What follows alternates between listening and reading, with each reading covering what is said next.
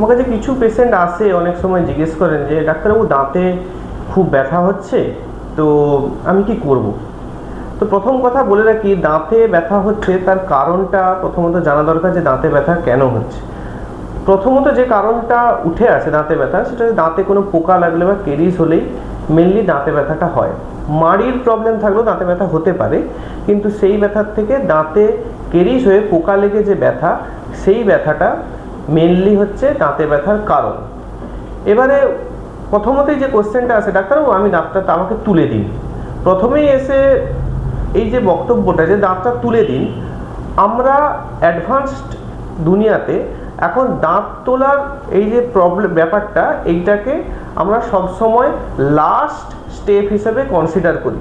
আমরা সবসময় চেষ্টা করি দাঁতটাকে বাঁচানোর। তাই এইটা খেয়াল রাখতে হবে, দাঁতে ব্যথা মানেই দাঁত তুলে দেওয়া নয়। আমরা দাঁত সবসময় প্রিজার্ভ করার চেষ্টা করি, কারণ হচ্ছে ভগবানের দেওয়া একটা দাঁত, যার একটা কাজ আছে, সেটাকে ফেলে দেওয়া দুম করে সেটা কখনোই উচিত নয়। এবং যদি কোনো কারণে ফেলে দিতেও হয়, সেটাকে রিপ্লেস করার দরকার পড়ে। কারণ হচ্ছে প্রত্যেকটা দাঁতের বা প্রত্যেকটা অঙ্গের, প্রত্যেকটা শরীরের যেমন অঙ্গ আছে, দাঁতও সেরকম একটা শরীরের একটা অঙ্গ। সেই অঙ্গটার প্রত্যেকটা একটা কাজ আছে, এমনি এমনি কোনো দাঁত জিনিস নেই শরীরে। তো সেক্ষেত্রে আমরা সবসময় দাঁতটাকে প্রিজার্ভ করার চেষ্টা করি। তো প্রথমে যখন দাঁতে ব্যথা হয়, তখন সাধারণ মানুষরা কি করে? সাধারণ মানুষরা প্রথমে গরম জলে একটু নুন দিয়ে কুলকুচি করে, কেউ তাতে লবঙ্গ তেল একটু লাগায়, কেউ অনেক সময় বিভিন্ন টিভিতে বিজ্ঞাপনের বেসিসে কিছু নামি দামি কোম্পানি স্পেশালাইজড কিছু টুথপেস্ট আছে, সেই টুথপেস্টগুলো ব্যবহার করে ভাবেন যে দাঁতের শিরশিরানিটা কমে যাবে, কিন্তু বা ব্যথাটা কমে যাবে। কিন্তু এখানে খেয়াল রাখতে হবে, ওই ধরনের যে পেস্টগুলো আছে, সেই পেস্টগুলো ইউজ করলে দাঁতে ব্যথার যে প্রবলেমটা, সেই প্রবলেমটা সাময়িক যদি কমেও যায়, ভিতরে ভিতরে প্রবলেমটা যদি থেকে যায়, যে কারণের জন্য দাঁতে ব্যথাটা হচ্ছে, সেই কারণটা যদি থেকে যায়, তাহলে দাঁতে ব্যথাটা আবার ঘুরে আসতে পারে। তাই প্রবলেমের সলিউশনটা ওই পেস্ট দিয়ে সাময়িক হয়। আমাকে যদি মেন দাঁতে ব্যথার কারণটা সরাতে হয়, তাহলে যে কারণের জন্য দাঁতে ব্যথাটা হচ্ছে, পোকা লাগা হোক, দাঁতে ক্ষয় হোক, সেই কারণটাকে আগে সরাতে হবে। তাই না জেনে কোনো ধরনের স্পেসিফিক পেস্ট, যেগুলো শিরশিরানি দূর করবে বলে বা ব্যথা কমিয়ে দেবে বলে, বা কেউ কেউ ওষুধ দোকান থেকে ওভার দ্য কাউন্টার মেডিসিন নিয়ে খেয়ে নেন, এই জিনিসগুলো থেকে আমরা ডাক্তাররা সবসময় বিরত থাকতে বলি। এবারে যখন প্রথমে দাঁতে ব্যথা হলো, আমাদের কাছে যখন পেশেন্ট আসে, আমরা প্রথমে একটা এক্সরে করি, আমরা ছোট একটা এক্সরে করি। সেই এক্সরেতে আমরা বুঝতে পারি যে এক্স্যাক্ট প্রবলেমটা কোথায়।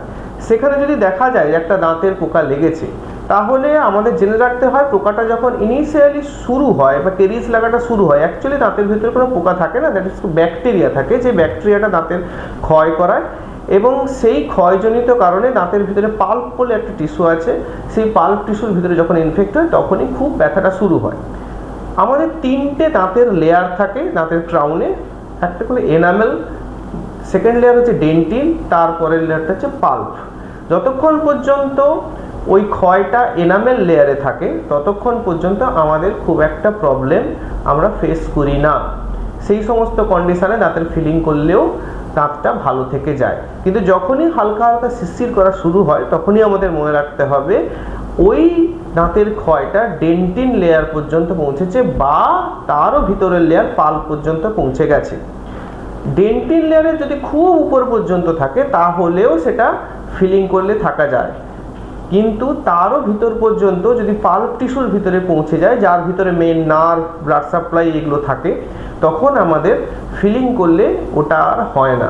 তখন আমাদের যে ট্রিটমেন্টটা করতে হয়, সেটাকে আমরা সাধারণত বলি root canal treatment.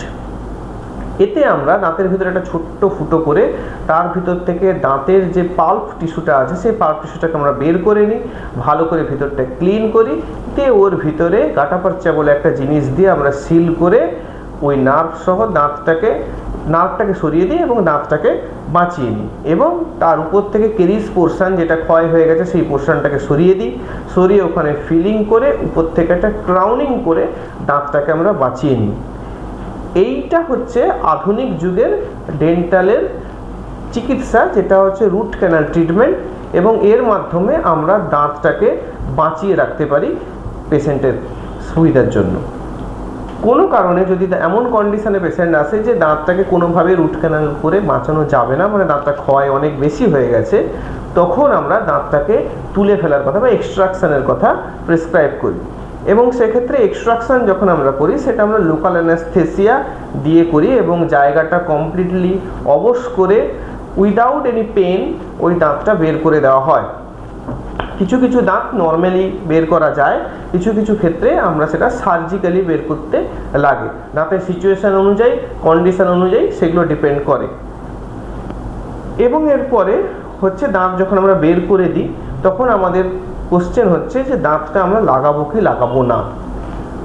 Up to 7 number teeth, মানে হচ্ছে লাস্ট আক্কেল দাঁতের আগে পর্যন্ত যদি কোনো দাঁত আমাদের কোনো কারণে তুলতে হয় সেক্ষেত্রে অবশ্যই সেই দাঁতটাকে লাগানো উচিত। তার কারণ হচ্ছে দাঁতটা যখনই আমরা তুলে দেবো সেই জায়গাটা ফাঁকা থাকবে, ফাঁকা থাকলে আমরা খাওয়াতে অসুবিধা হবে এবং সামনের দাঁত যদি তুলে ফেলতে হয় সেক্ষেত্রে সেটা দেখতে অসুবিধা হবে এবং পিছনের দাঁত যদি তুলে ফেলতে হয় সেক্ষেত্রে খাওয়াতেও চেবোতে অসুবিধা হবে। সেই জন্য আমাদের দাঁতটা রিপ্লেস করাটা দরকার এবং রিপ্লেসমেন্টের অনেকগুলো উপায় আছে। সেক্ষেত্রে খোলা পড়া রিপ্লেসমেন্ট আছে বা ফিক্সড রিপ্লেসমেন্ট আছে। ফিক্সড রিপ্লেসমেন্টের অনেক রকম অপশান আছে, অবশ্যই ফিক্সড রিপ্লেসমেন্ট করাটা খোলা পড়ার থেকে বেটার। আজকাল অ্যাডভান্স দুনিয়াতে অনেক রকম ফিক্সডের অপশান এসছে, তাই আমার মতে fixed replacement is the gold standard এবং implant is the gold standard for any tooth replacement. সেক্ষেত্রে আমরা ইমপ্লান্ট করে দাঁতটা লাগিয়ে দিতে পারি অথবা ব্রিজ করে দাঁতটা লাগাতে পারি, অথবা খুব যদি মনে হয় যে না এইসবের মধ্যে যাব না তাহলে অন্তত খোলা পড়ার দাঁত লাগিয়ে নিয়ে যাতে খেতে সুবিধা হয় বা দেখতে ঠিক লাগে সেই জায়গাটা আমাদের দেখে নিতে হয়। এই হলো টোটাল দাঁতের ব্যথার সব কিছু চিকিৎসা।